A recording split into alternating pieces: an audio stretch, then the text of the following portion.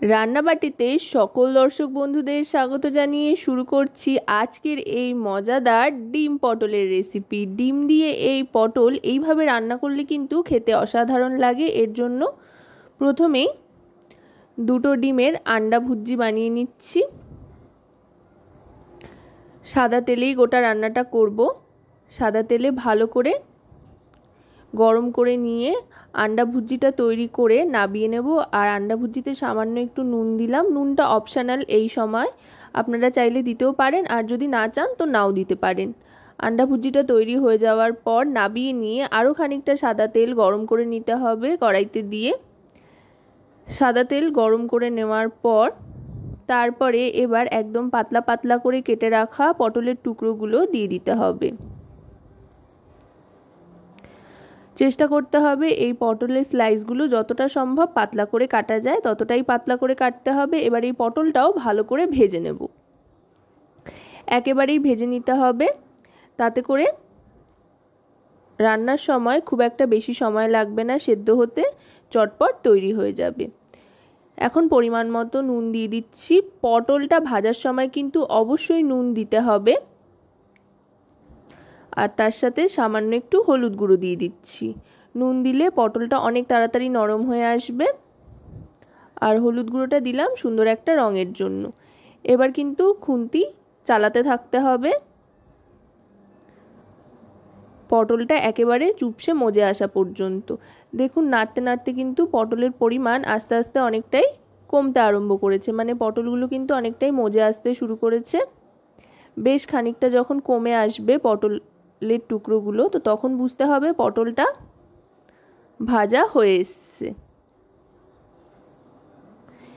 দেখুন পটলগুলো কিন্তু একেবারে ভাজা হয়ে গিয়েছে।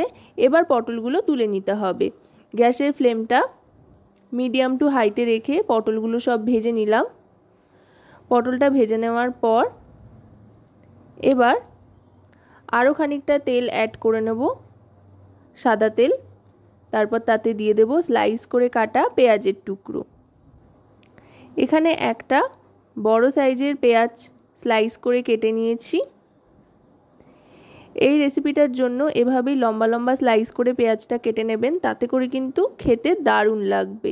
আর এর সাথে দিয়ে দিচ্ছি আদার কিমা আর রসুনের কিমা, দুটোই এখানে সম পরিমাণে নিয়ে নিয়েছি। এবার রসুন আর আদার কাঁচা গন্ধ যাওয়া পর্যন্ত ভেজে নেব।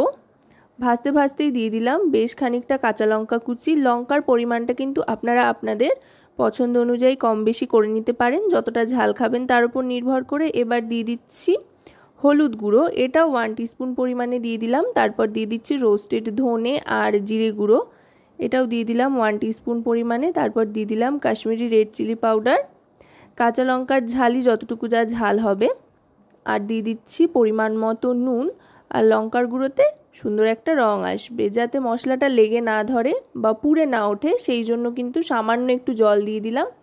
এবার গ্যাসের ফ্লেমটা মিডিয়াম টু লোতে রেখে মশলা কষাতে থাকতে হবে। দেখুন মশলা থেকে কিন্তু তেল ছাড়তে আরম্ভ করেছে। এবার দিয়ে দিচ্ছি টমেটো কেচাপ। টমেটো কেচাপটা কিন্তু অবশ্যই এই রেসিপিতে অন্তত ব্যবহার করবেন, দেখবেন তাতে করে খুব সুন্দর একটা চটপাটা ফ্লেভার আসছে। আর এই রেসিপিটা কিন্তু আপনারা চাইলে ভাত, রুটি, লুচি, পরোটা যে কোনো কিছুর সাথেই সার্ভ করতে পারেন। এবার দিয়ে দিচ্ছি ভেজে রাখা পটলটা।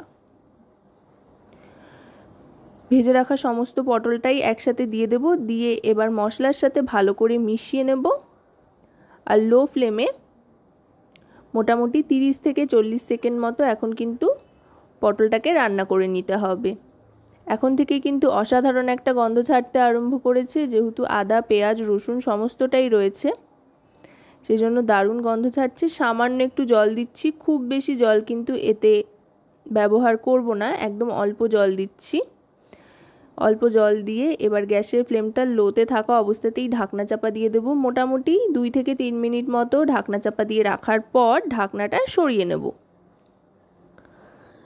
দেখুন পটলগুলো কিন্তু একেবারে সেদ্ধ হয়ে গিয়েছে আর দারুণ সুন্দর একটা রঙও চলে এসছে। এবার দিয়ে দেব আগের থাকতে তৈরি করে রাখা ডিমের কুচিটা। ডিম দিয়ে এইভাবে পটল কিন্তু চটজলদি তৈরিও হয়ে যায়, আর এই রেসিপিটা খুব মুখরোচক হয়। আশা করব রেসিপিটি আপনাদের ভালো লাগবে। ভালো লাগলে অবশ্যই রান্নাবাটি চ্যানেলটিকে সাবস্ক্রাইব করে লাইক শেয়ার কমেন্টের মাধ্যমে আমাদের পাশে থাকবেন, আর পাশে থাকা বেল আইকনটি অন করে দেবেন সবার আগে সমস্ত নতুন রান্নার নোটিফিকেশান পাওয়ার জন্য। আর যদি রেসিপিটি আপনারা আমাদের ফেসবুক পেজ থেকে দেখেন তো আমাদের ফেসবুক পেজটিকেও ফলো করার অনুরোধ রইল। কথায় কথায় কিন্তু ডিম দিয়ে পটল তৈরি হয়ে গিয়েছে, এবার সার্ভ করে দিচ্ছি। এখন শুধুমাত্র খাওয়ার অপেক্ষা। তো আপনাদের এই রেসিপিটা কেমন লাগলো সেটা কিন্তু অবশ্যই বাড়িতে ট্রাই করে আমাকে জানাতে ভুলবেন না, কারণ আপনাদের জন্য, আপনাদের নিয়েই আমাদের কিন্তু এই রান্নাবাটি। তো আজকের মতো এ পর্যন্তই।